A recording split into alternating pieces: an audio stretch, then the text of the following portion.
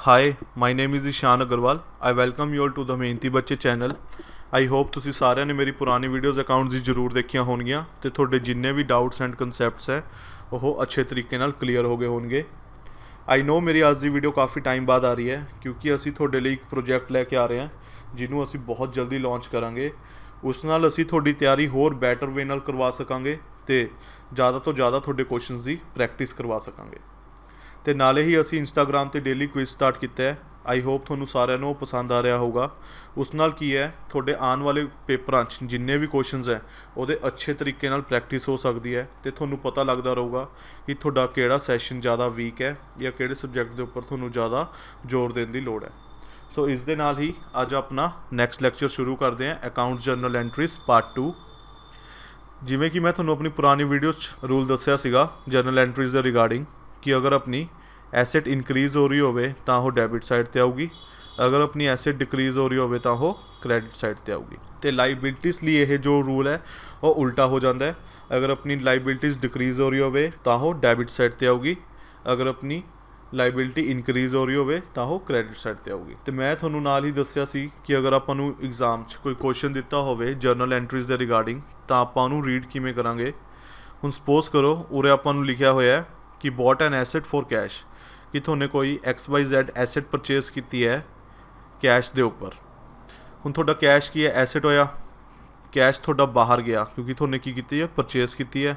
Cash ਕੀ ਹੋਇਆ, decrease. ਸੋ ਇਹ ਕਿੱਧਰਲੀ side ਆ ਗਿਆ, ਕ੍ਰੈਡਿਟ ਸਾਈਡ ਤੇ। ਤੇ ਜੋ ਕੁਐਸਚਨ 'ਚ ਪਾਰਟ ਬਚ ਗਿਆ ਉਹ ਕਿੱਧਰਲੀ ਸਾਈਡ ਆਊਗਾ, ਡੈਬਿਟ ਸਾਈਡ ਤੇ। ਆਈ ਹੋਪ ਤੁਹਾਨੂੰ ਸਮਝ ਆ ਗਿਆ ਹੋਊਗਾ। ਆਪਾਂ ਕੁਐਸਚਨ 'ਚ ਸਭ ਤੋਂ ਪਹਿਲਾਂ ਦੋ ਚੀਜ਼ਾਂ ਦੇਖਾਂਗੇ ਕਿ ਐਸੈਟ ਕੀ ਹੈ ਤੇ ਲਾਇਬਿਲਿਟੀ ਕੀ ਹੈ ਤੇ ਇਨਕਰੀਜ਼ ਕੀ ਹੋ ਰਿਹਾ ਤੇ ਡਿਕਰੀਜ਼ ਕੀ ਹੋ ਰਿਹਾ। ਅਗਰ ਇਹ ਦੋ ਚੀਜ਼ਾਂ ਆਪਾਂ ਨੂੰ ਪਤਾ ਲੱਗ ਗਿਆ ਕੀ ਦਿੱਤੀਆਂ ਹੋਈਆਂ ਤਾਂ ਆਪਣਾ ਜੋ ਕੁਐਸਚਨ ਹੈ ਉਹ ਆਸਾਨੀ ਨਾਲ ਸੋਲਵ ਹੋ ਜਾਊਗਾ। ਆਪਾਂ ਪਿਛਲੀ ਵਾਰ ਜੋ ਵੀ ਐਂਟਰੀਜ਼ ਕੀਤੀਆਂ ਸੀ ਉਹ ਸਾਰੀਆਂ ਆਪਣੀ ਗੁੱਡਸ ਦੇ ਰਿਲੇਟਿਡ ਸੀਗੀਆਂ ਤੇ ਐਸੈਟ ਦੇ ਰਿਲੇਟਿਡ ਸੀ ਕਿ ਆਪਾਂ ਨੇ ਐਸੈਟ ਨੂੰ ਪਰਚੇਸ ਕੀਤਾ ਹੈ, ਗੁੱਡਸ ਨੂੰ ਪਰਚੇਸ ਕੀਤਾ ਹੈ ਤੇ ਦੋਨਾਂ ਨੂੰ ਸੇਲ ਕੀਤਾ ਹੈ। ਜੋ ਅੱਜ ਦੀ ਐਂਟਰੀਜ਼ ਹੈ ਉਹ ਸਾਰੀ ਆਪਣੀ ਐਕਸਪੈਂਸ ਦੇ ਰਿਗਾਰਡਿੰਗ ਹੈ ਕਿ ਆਪਾਂ ਨੂੰ ਕੋਈ ਐਕਸਪੈਂਸ ਅਕਰ ਹੋਇਆ ਹੈ, ਕੋਈ ਆਪਾਂ ਨੂੰ ਐਕਸਪੈਂਸ ਹਜੇ ਪੇ ਕਰਨਾ ਹੈ, ਕੋਈ ਐਕਸਪੈਂਸ ਹਜੇ ਆਪਾਂ ਨੇ ਪੇ ਪਹਿਲਾਂ ਹੀ ਕਰਤਾ। ਸੋ ਅੱਜ ਆਪਾਂ ਸਾਰਾ ਕੁਝ ਐਕਸਪੈਂਸਿਸ ਐਂਡ ਇਨਕਮ ਦੇ ਰਿਗਾਰਡਿੰਗ ਪੜਾਂਗੇ। ਸੋ ਦੇਖੋ ਪਹਿਲੀ ਐਂਟਰੀ ਕੀ ਹੈ, ਰੈਂਟ ਪੇਡ ਇਨ ਕੈਸ਼। ਜੋ ਰੈਂਟ ਸੀਗਾ ਉਹ ਤੁਹਾਨੇ ਕੈਸ਼ ਦੀ ਫਾਰਮ 'ਚ ਪੇ ਕਰਤਾ। ਹੁਣ ਸਭ ਤੋਂ ਪਹਿਲਾਂ ਦੇਖੋ ਉਰੇ ਆਪਾਂ ਨੂੰ ਐਸੈਟ ਦਿੱਤੀ ਹੋਈ ਹੈ, ਲਾਇਬਿਲਿਟੀ ਦਿੱਤੀ ਹੋਈ ਹੈ। ਕੈਸ਼ ਕੀ ਹੈ, ਐਸੈਟ। ਹੁਣ ਜਦੋਂ ਆਪਾਂ ਨੇ ਰੈਂਟ ਪੇ ਕੀਤਾ ਕੈਸ਼ ਫਾਰਮ 'ਚ ਤਾਂ ਕੈਸ਼ ਕੀ ਹੋਇਆ, ਡਿਕਰੀਜ਼ ਹੋਇਆ। ਸੋ ਮੈਂ ਤੁਹਾਨੂੰ ਦੱਸਿਆ ਸੀ ਅਗਰ ਆਪਣੀ ਐਸੈਟ ਡਿਕਰੀਜ਼ ਹੋ ਰਹੀ ਹੋਵੇ ਤਾਂ ਆਪਾਂ ਨੂੰ ਕ੍ਰੈਡਿਟ ਸਾਈਡ ਤੇ ਲਿਖਦੇ ਹਾਂ। ਸੋ ਕੈਸ਼ ਆ ਗਿਆ ਟੂ ਕੈਸ਼ ਤੇ ਜੋ ਆਪਾਂ ਨਾ ਪਾਰਟ ਕੁਐਸਚਨ 'ਚ ਬਚਿਆ ਰੈਂਟ ਉਹ ਆਪਾਂ ਨੇ ਕਿੱਥੇ ਲਿਖਤਾ, ਡੈਬਿਟ ਸਾਈਡ ਤੇ। ਨੈਕਸਟ ਐਂਟਰੀ ਦੇਖੋ, rent due but not paid. ਹੁਣ ਰੈਂਟ ਸੀਗਾ ਪਿਛਲੇ ਮਹੀਨੇ ਦਾ, ਉਹ ਡਿਊ ਹੋ ਗਿਆ ਲੇਕਿਨ ਤੁਸੀਂ ਹਜੇ ਪੇ ਨਹੀਂ ਕੀਤਾ। ਤਾਂ ਇਹਦੇ ਲਈ ਮੈਂ ਤੁਹਾਨੂੰ ਇੱਕ ਵਰਡ ਦੱਸਿਆ ਸੀ ਆਪਾਂ ਯੂਜ਼ ਕਰਦੇ ਹੁੰਦੇ ਹਾਂ, ਕੋਈ ਐਕਸਪੈਂਸ ਅਗਰ ਆਪਣਾ ਅਕਰ ਹੋ ਜੇ ਤੇ ਲੇਕਿਨ ਆਪਾਂ ਉਹਨੂੰ ਦਿੱਤਾ ਨਾ ਹੋਵੇ ਟਾਈਮ ਤੇ, ਉਹਦੇ ਲਈ ਆਪਾਂ ਵਰਡ ਲਿਖ ਦਿੰਦੇ ਹਾਂ ਆਊਟਸਟੈਂਡਿੰਗ, ਜੋ ਕਿ ਆਪਣੇ ਲਈ ਕੀ ਹੁੰਦੀ ਹੈ, ਇੱਕ ਲਾਇਬਿਲਿਟੀ। ਹੁਣ ਦੇਖੋ question, rent due but not paid. Rent due ਹੋ ਗਿਆ, ਪੇ ਨਹੀਂ ਕੀਤਾ। ਸੋ ਆਪਣਾ ਆਊਟਸਟੈਂਡਿੰਗ ਰੈਂਟ ਨਾਮ ਦਾ ਇੱਕ ਅਕਾਊਂਟ ਆਪਾਂ ਇਹਨੂੰ ਜਨਰੇਟ ਕਰਾਂਗੇ। ਕਿਉਂ, ਕਿਉਂਕਿ ਇਹ ਇੱਕ ਲਾਇਬਿਲਿਟੀ ਹੈ। ਸੋ ਆਊਟਸਟੈਂਡਿੰਗ ਰੈਂਟ ਆਪਣਾ ਕੀ ਹੋਇਆ, ਲਾਇਬਿਲਿਟੀ। ਸੋ ਆਪਾਂ ਨੇ ਇਹਨੂੰ ਕ੍ਰੈਡਿਟ ਸਾਈਡ ਤੇ ਲਿਖਤਾ ਕਿਉਂਕਿ ਆਪਣੀ ਲਾਇਬਿਲਿਟੀ ਸਾਈਡ ਇਨਕਰੀਜ਼ ਹੋ ਗਈ ਕਿਉਂਕਿ ਆਪਾਂ ਨੇ ਪੈਸੇ ਨਹੀਂ ਦਿੱਤੇ। ਬਾਕੀ ਪਾਰਟ ਕੁਐਸਚਨ 'ਚ ਕੀ ਬਚਿਆ, ਰੈਂਟ। ਰੈਂਟ ਨੂੰ ਆਪਾਂ ਨੇ ਕਿੱਧਰਲੀ ਸਾਈਡ ਲਿਖਤਾ, debit side. Rent to outstanding rent account. Outstanding rent ਆਪਾਂ ਨੇ ਕ੍ਰੈਡਿਟ ਕੀਤਾ ਕਿਉਂਕਿ ਆਪਣੀ ਜੋ ਲਾਇਬਿਲਿਟੀ ਹੈ ਉਹ ਇਨਕਰੀਜ਼ ਹੋ ਗਈ। ਹੁਣ ਥਰਡ ਐਂਟਰੀ ਦੇਖੋ, ਰੈਂਟ ਪੇਡ ਇਨ ਐਡਵਾਂਸ। ਹੁਣ ਜਿਹੜਾ ਰੈਂਟ ਤੁਹਾਡਾ ਅਗਲੇ ਮਹੀਨੇ ਦਾ ਸੀ ਤੁਹਾਨੂੰ ਉਹ ਪਹਿਲਾਂ ਹੀ ਪੇ ਕਰਤਾ। ਤੇ ਇਹਦੇ ਲਈ ਮੈਂ ਤੁਹਾਨੂੰ ਇੱਕ ਵਰਡ ਦੱਸਿਆ ਸੀਗਾ, ਅਗਰ ਆਪਾਂ ਕੋਈ ਚੀਜ਼ ਨੂੰ ਪਹਿਲਾਂ ਪੇ ਕਰ ਦਿੰਦੇ ਹਾਂ, ਪ੍ਰੀਪੇਡ, ਜੋ ਕਿ ਹੁੰਦਾ ਆਪਣਾ ਐਸੈਟ। ਹੁਣ ਦੇਖੋ ਕੁਐਸਚਨ 'ਚ ਰੈਂਟ ਪੇਡ ਇਨ ਐਡਵਾਂਸ, ਯਾਨੀ ਕਿ ਆਪਾਂ ਨੇ ਰੈਂਟ ਨੂੰ ਪਹਿਲਾਂ ਪੇ ਕਰਤਾ, ਪ੍ਰੀਪੇਡ ਰੈਂਟ ਹੋ ਗਿਆ। ਤੇ ਪ੍ਰੀਪੇਡ ਰੈਂਟ ਕੀ ਹੋਇਆ, ਆਪਣਾ ਐਸੈਟ। ਤਾਂ ਹੁਣ ਦੇਖੋ ਤੁਹਾਡੀ ਐਸੈਟ ਇਨਕਰੀਜ਼ ਹੋਈ ਹੈ, ਡਿਕਰੀਜ਼ ਹੋਈ ਹੈ। ਅਗਰ ਤੁਸੀਂ ਰੈਂਟ ਪਹਿਲਾਂ ਪੇ ਕਰੋਗੇ, ਇਨਕਰੀਜ਼ ਹੋਈ ਹੈ ਨਾ asset. So prepaid rent account debit to cash account. So prepaid rent ਨੂੰ ਤੁਸੀਂ ਡੈਬਿਟ ਸਾਈਡ ਤੇ ਲਿਖਤਾ ਤੇ ਕੈਸ਼ ਨੂੰ ਤੁਹਾਨੇ ਕ੍ਰੈਡਿਟ ਸਾਈਡ ਤੇ ਲਿਖਤਾ ਕਿਉਂਕਿ ਜੋ ਤੁਹਾਡਾ ਕੈਸ਼ ਹੈ ਉਹ ਗਿਆ। ਕੈਸ਼ ਵੀ ਤੁਹਾਡੀ ਕੀ ਹੈ, ਐਸੈਟ ਹੈ, ਬਟ ਉਹ ਡਿਕਰੀਜ਼ ਹੋ ਰਹੀ ਹੈ। ਉਹਨੂੰ ਤੁਸੀਂ ਕ੍ਰੈਡਿਟ ਸਾਈਡ ਤੇ ਲਿਖਤਾ ਕਿਉਂਕਿ ਤੁਹਾਨੇ ਪੇ ਕੀਤਾ ਹੈ। ਪੇ ਤੁਸੀਂ ਕਿਸ ਫਾਰਮ 'ਚ ਕਰੋਗੇ, ਕੈਸ਼। ਹੁਣ ਇਹਦੇ ਨਾਲ ਹੀ ਰਾਈਟ ਸਾਈਡ ਤੇ ਐਂਟਰੀਜ਼ ਦੇਖੋ ਜੋ ਇਨਕਮ ਦੇ ਰਿਗਾਰਡਿੰਗ ਹੈ, ਜੋ ਇਹਦੇ ਰਿਲੇਟਡ ਹੀ ਆ ਆਪਣੇ ਐਕਸਪੈਂਸ ਦੀ, ਜੋ ਆਪਾਂ ਨੇ ਐਂਟਰੀਜ਼ ਕੀਤੀਆਂ। ਕਮਿਸ਼ਨ ਰਿਸੀਵਡ ਇਨ ਕੈਸ਼, ਜੋ ਆਪਾਂ ਨੂੰ ਕਮਿਸ਼ਨ ਹੈ, ਕਮਿਸ਼ਨ ਕੀ ਹੋਇਆ, ਇਨਕਮ ਆਪਾਂ ਨੂੰ ਰਿਸੀਵਡ ਹੋਈ ਹੈ ਕੈਸ਼ ਫਾਰਮ 'ਚ। ਸੋ ਇਹ ਤਾਂ ਸਿੰਪਲ ਹੈ, ਕੈਸ਼ ਇਨਕਰੀਜ਼ ਹੋਇਆ ਕਿਉਂਕਿ ਉਹ ਆਪਣੀ ਐਸੈਟ ਹੈ ਤੇ ਆਪਾਂ ਨੇ ਉਹਨੂੰ ਡੈਬਿਟ ਸਾਈਡ ਤੇ ਲਿਖਤਾ, cash account debit to commission account. Next entry ਦੇਖੋ, commission due but not received. ਹੁਣ ਜਿਹੜਾ ਆਪਣੀ ਇਨਕਮ ਸੀ ਉਹ ਡਿਊ ਹੋ ਗਈ ਬਟ ਆਪਾਂ ਨੂੰ ਰਿਸੀਵ ਨਹੀਂ ਹੋਈ। ਇਹਦੇ ਲਈ ਮੈਂ ਤੁਹਾਨੂੰ ਇੱਕ ਵਰਡ ਦੱਸਿਆ ਸੀਗਾ ਆਪਣੀ ਪੁਰਾਣੀ ਵੀਡੀਓ 'ਚ, ਐਕਰੂਡ। ਕੋਈ ਵੀ ਇਨਕਮ ਅਗਰ ਤੁਹਾਡੀ ਡਿਊ ਹੋ ਜੇ ਲੇਕਿਨ ਉਹ ਤੁਹਾਨੂੰ ਰਿਸੀਵ ਨਾ ਹੋਵੇ ਤਾਂ ਉਹਦੇ ਲਈ ਆਪਾਂ ਐਕਰੂਡ ਯੂਜ਼ ਕਰਦੇ ਹਾਂ ਵਰਡ। ਐਕਰੂਡ ਦਾ ਮਤਲਬ ਹੁੰਦਾ ਹੈ ਕਿ ਇਨਕਮ ਜਨਰੇਟ ਹੋ ਗਈ ਲੇਕਿਨ ਆਪਾਂ ਨੂੰ ਰਿਸੀਵ ਨਹੀਂ ਹੋਈ। ਸੋ ਇਹ ਆਪਣੀ ਕੀ ਹੁੰਦੀ ਹੈ, ਐਸੈਟ। ਹੁਣ ਦੇਖੋ ਜਦੋਂ ਇਨਕਮ ਆਪਣੀ ਡਿਊ ਹੋ ਗਈ, ਐਕਰੂਡ ਇਨਕਮ ਹੋ ਗਈ, ਤਾਂ ਉਹ ਕੀ ਹੋਇਆ, ਐਸੈਟ। ਤੋਂ ਐਸੈਟ ਨੂੰ ਆਪਾਂ ਕਿੱਧਰਲੀ ਸਾਈਡ ਲਿਖਦੇ ਹਾਂ, ਡੈਬਿਟ ਸਾਈਡ ਤੇ। Accrued commission account debit to commission account. Accrued commission ਆਪਾਂ ਨੇ ਅਕਾਊਂਟ ਜਨਰੇਟ ਕੀਤਾ ਜਿਸ ਨਾਲ ਐਸੈਟ ਇਨਕਰੀਜ਼ ਹੋਈ, ਸੋ ਇਹਨੂੰ ਆਪਾਂ ਨੇ ਡੈਬਿਟ ਸਾਈਡ ਤੇ ਲਿਖਤਾ ਤੇ ਬਾਕੀ ਪਾਰਟ ਆਪਣਾ ਬਚਿਆ ਕਮਿਸ਼ਨ, ਉਹਨੂੰ ਆਪਾਂ ਨੇ ਕ੍ਰੈਡਿਟ ਸਾਈਡ ਤੇ ਲਿਖਤਾ। ਥਰਡ ਐਂਟਰੀ ਦੇਖੋ, ਕਮਿਸ਼ਨ ਰਿਸੀਵਡ ਇਨ ਐਡਵਾਂਸ। ਹੁਣ ਤੁਹਾਨੂੰ ਕੀ ਸੀਗਾ, ਇਨਕਮ ਹੈ ਜੋ ਉਹ ਐਡਵਾਂਸ 'ਚ ਰਿਸੀਵ ਹੋ ਗਈ। ਹੁਣ ਐਡਵਾਂਸ 'ਚ ਅਗਰ ਤੁਹਾਨੂੰ ਕੋਈ ਜਾਣਾ ਪੈਸੇ ਦੇ ਦੇ ਤਾਂ ਤੁਹਾਡੇ ਲਈ ਉਹ ਕੀ ਹੋ ਜਾਂਦਾ, ਲਾਇਬਿਲਿਟੀ ਹੋ ਜਾਂਦੀ ਹੈ ਕਿ ਉਹ ਬੰਦੇ ਨੇ ਤੁਹਾਨੂੰ ਐਡਵਾਂਸ ਦਿੱਤਾ ਹੋਇਆ। ਸੋ ਐਡਵਾਂਸ ਲੈਣ ਨਾਲ ਤੁਹਾਡੇ ਕੋਲ ਆਇਆ ਕਿ ਕੈਸ਼ ਆਇਆ, ਕੈਸ਼ ਨੂੰ ਆਪਾਂ ਨੇ ਲਿਖਤਾ ਡੈਬਿਟ ਸਾਈਡ ਤੇ ਕਿਉਂਕਿ ਤੁਹਾਡੀ ਐਸੈਟ ਕੀ ਹੋਈ, ਕੈਸ਼ ਵਾਲੀ ਇਨਕਰੀਜ਼, ਕੈਸ਼ ਅਕਾਊਂਟ ਡੈਬਿਟ। ਤੇ ਨਾਲ ਹੀ ਤੁਹਾਡੀ ਲਾਇਬਿਲਿਟੀ ਇਨਕਰੀਜ਼ ਹੋ ਰਹੀ ਹੈ ਕਿਉਂਕਿ ਤੁਹਾਨੇ ਕਿਸੇ ਤੋਂ ਪੈਸੇ ਐਡਵਾਂਸ ਲੈ ਲਏ। ਸੋ ਉਹਨੂੰ ਤੁਸੀਂ ਨਾਮ ਕੀ ਦੇ ਦੋਗੇ, ਕਮਿਸ਼ਨ ਰਿਸੀਵਡ ਇਨ ਐਡਵਾਂਸ। ਦੇਖੋ ਜੋ ਕੁਐਸਚਨ 'ਚ ਆਪਾਂ ਨੂੰ ਚੀਜ਼ ਦਿੱਤੀ ਹੋਈ ਹੈ ਨਾ, ਆਪਾਂ ਨੇ ਉਹੀ ਨਾਮ ਉਰੇ ਲਿਖ ਦਿਆਂ ਨੇ। ਹੁਣ ਕਮਿਸ਼ਨ ਰਿਸੀਵਡ ਇਨ ਐਡਵਾਂਸ ਹੈ, ਕੈਸ਼ ਰਿਸੀਵਡ ਹੋਇਆ, ਓਬਵੀਅਸ ਜੀ ਗੱਲ ਹੈ ਕਿਉਂਕਿ ਕਮਿਸ਼ਨ ਤੁਸੀਂ ਹੋਰ ਕਿਹੜੀ ਫਾਰਮ 'ਚ ਲਓਗੇ, cash account debit to commission received in advance. Next entry ਦੇਖੋ, ਮਿਸਟਰ ਵਾਈ ਇੰਟਰੋਡਿਊਸਡ ਕੈਪੀਟਲ। ਹੁਣ ਜਿਹੜਾ ਮਿਸਟਰ ਵਾਈ ਹੈ ਉਹ ਬਿਜ਼ਨਸ 'ਚ ਆਪਣੇ ਕੈਸ਼ ਲਿਆਇਆ, ਕੈਪੀਟਲ ਲੈ ਕੇ ਆਇਆ। ਜਦੋਂ ਕੋਈ ਬੰਦਾ ਆਪਣੀ ਪਰਸਨਲ ਕੈਸ਼ ਨੂੰ ਬਿਜ਼ਨਸ 'ਚ ਲੈ ਕੇ ਆਉਂਦਾ ਹੈ ਤਾਂ ਆਪਾਂ ਉਹਨੂੰ ਕੈਪੀਟਲ ਵਰਡ ਯੂਜ਼ ਕਰਦੇ ਹਾਂ। ਕੈਪੀਟਲ ਆਪਣਾ ਕਿੱਧਰਲੀ ਸਾਈਡ ਆਉਂਦਾ, ਲਾਇਬਿਲਿਟੀ ਸਾਈਡ, ਠੀਕ ਹੈ। ਹੁਣ ਲਾਇਬਿਲਿਟੀ ਸਾਈਡ ਆਪਣਾ ਕੈਪੀਟਲ ਆਉਂਦਾ ਅਤੇ ਕੈਸ਼ ਆਪਣਾ ਆਉਂਦਾ ਐਸਿਡ ਸਾਈਡ। ਹੁਣ ਕੋਈ ਬੰਦਾ ਅਗਰ ਬਿਜ਼ਨਸ 'ਚ ਕੈਸ਼ ਲੈ ਕੇ ਆਊਗਾ, ਇੱਕ ਤਾਂ ਆਪਣਾ ਕੈਸ਼ ਵਧੂਗਾ ਯਾਨੀ ਕਿ ਐਸੈਟ ਆਪਣੀ ਇਨਕਰੀਜ਼ ਹੋਈ, ਸੋ ਕੈਸ਼ ਨੂੰ ਆਪਾਂ ਨੇ ਐਸੈਟ ਸਾਈਡ 'ਤੇ ਲਿਖਤਾ ਤੇ ਉੱਪਰੋਂ ਕੀ ਹੋਇਆ, ਕੈਪੀਟਲ ਇਨਕਰੀਜ਼ ਹੋਈ ਤੇ ਕੈਪੀਟਲ ਨੂੰ ਆਪਾਂ ਕਿੱਧਰਲੀ ਸਾਈਡ ਲਿਖਦੇ ਹਾਂ, ਲਾਇਬਿਲਿਟੀ ਸਾਈਡ।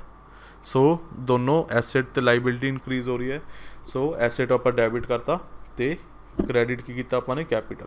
ਹੁਣ ਦੇਖੋ ਇੱਧਰ, ਅਗਰ ਇਹੀ ਕੈਸ਼ ਸਪੋਜ਼ ਕਰੋ ਓਨਰ ਆਪਣੇ ਬਿਜ਼ਨਸ 'ਚੋਂ ਕੱਢ ਕੇ ਲੈ ਜਾਏ, ਉਹਦੇ ਲਈ ਵਰਡ ਮੈਂ ਤੁਹਾਨੂੰ ਦੱਸਿਆ ਸੀ ਕੀ ਯੂਜ਼ ਕਰ ਦਿੰਦੇ ਹਾਂ, ਡਰਾਇੰਗਸ।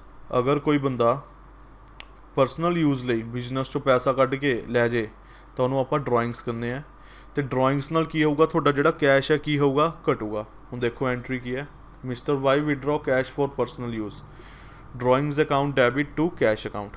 ਕੈਸ਼ ਆਪਾਂ ਨੇ ਕ੍ਰੈਡਿਟ ਕਿਉਂ ਕੀਤਾ, ਕਿਉਂਕਿ ਜੋ ਆਪਣੀ ਐਸੈਟ ਹੈ ਉਹ ਡਿਕਰੀਜ਼ ਹੋ ਗਈ, ਕੈਸ਼ ਆਪਣਾ ਡਿਕਰੀਜ਼ ਹੋਇਆ, ਸੋ ਇਸ ਲਈ ਆਪਾਂ ਨੇ ਉਹਨੂੰ ਕ੍ਰੈਡਿਟ ਸਾਈਡ ਤੇ ਲਿਖਤਾ।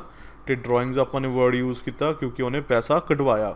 ਨੈਕਸਟ ਐਂਟਰੀ ਦੇਖੋ, transfer of net profit to capital. ਹੁਣ P&L 'ਚ ਆਪਾਂ ਨੈਟ ਪ੍ਰੋਫਿਟ ਕੱਢਦੇ ਹੁੰਦੇ ਸੀਗੇ ਜਿਹਨੂੰ ਆਪਾਂ ਕੈਪੀਟਲ 'ਚ ਸ਼ਿਫਟ ਕਰਦੇ ਹੁੰਦੇ ਸੀਗੇ। ਕੈਪੀਟਲ ਵਾਲੀ ਵੀਡੀਓ ਜਿਨ੍ਹਾਂ ਨੇ ਦੇਖੀ ਹੈ ਉਹਨਾਂ ਨੂੰ ਇਹ ਸਮਝ ਆ ਰਿਹਾ ਹੋਊਗਾ ਕਿ ਆਪਾਂ ਨੇ ਜੋ P&L ਦਾ ਆਪਣਾ ਨੈਟ ਪ੍ਰੋਫਿਟ ਹੁੰਦਾ ਸੀਗਾ ਉਹ ਆਪਾਂ ਕੈਪੀਟਲ 'ਚ ਸ਼ਿਫਟ ਕਰਦੇ ਹੁੰਦੇ ਸੀ, ਆਪਾਂ ਐਡ ਕਰਦੇ ਹੁੰਦੇ ਸੀਗੇ। ਹੁਣ ਅਗਰ ਤੁਸੀਂ ਪ੍ਰੋਫਿਟ ਨੂੰ ਕੈਪੀਟਲ 'ਚ ਸ਼ਿਫਟ ਕਰੋਗੇ ਤਾਂ ਉਹਦੇ ਨਾਲ ਤੁਹਾਡਾ ਇਫੈਕਟ ਕੀ ਪਊਗਾ, ਤੁਹਾਡੀ ਜੋ ਲਾਇਬਿਲਿਟੀ ਹੈ ਕੀ ਹੋਊਗੀ, ਇਨਕਰੀਜ਼। ਸੋ ਕੈਪੀਟਲ ਕਿੱਧਰਲੀ ਸਾਈਡ ਆਉਂਦਾ ਹੁੰਦਾ, ਆਪਣਾ ਲਾਇਬਿਲਿਟੀ ਸਾਈਡ। ਇਹਨੂੰ ਸੋ ਆਪਾਂ ਨੇ ਕੀ ਕਰਤਾ, ਕ੍ਰੈਡਿਟ, ਠੀਕ ਹੈ। ਤੇ P&L account debit to capital account.